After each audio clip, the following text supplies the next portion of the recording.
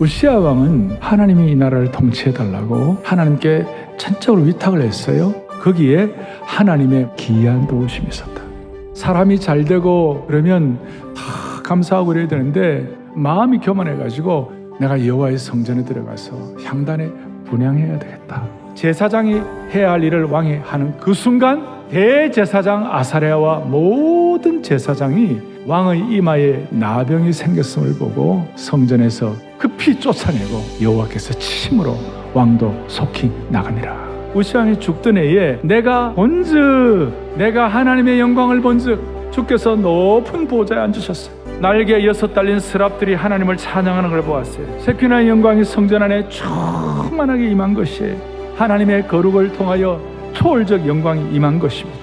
그 영광 앞에 얼굴을 가리우고 자기 주도적이고도 자기 하고 싶은 거 그걸 주님께 맡기는 것이, 그리고 주님 명령하시면 신속한 섬김을 하겠다. 주님이 우리에게 주시는 온전함은 하나님의 이 찬란한 영광과 직결되어 있는 것이, 주일 예배를 하나님 앞에 온전히 드리면 하나님의 영광을 체험할 수가 있는 것이, 성도의 온전함은 하나님의 영광을 얼마나 깨닫냐에 따라서 달려있다. 하나님의 영광의 실체가 얼마나 우리에게 체험되느냐에 따라서 우리의 온전함과 연결되어 있다.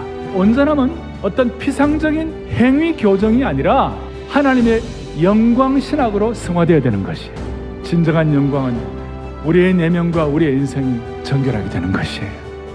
하나님의 영광을 통하여 성도는 온전해진다.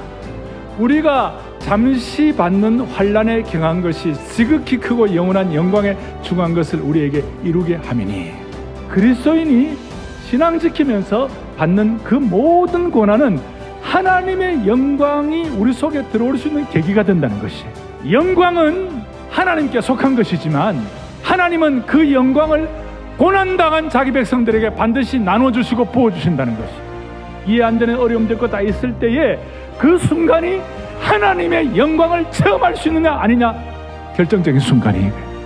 하나님의 영광을 나눠주시고 하나님의 영광을 부어주시는 그 순간이 되는 것이고, 그 기간이 되는 것이고, 그 상황이 되는 것이요. 우리가 고난 가운데서 하나님의 영광을 계속 바라보면 주님을 닮아갈 수가 있어요. 우겨쌈, 답답함, 박해, 거꾸로 뜨림 가운데서도 예수님의 생명의 영광이 찬란하게 나타나는 것이에요.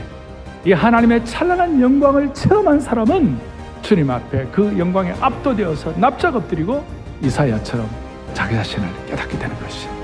하나님의 찬란한 영광을 본 사람들은요, 엎드리게 돼 있어요.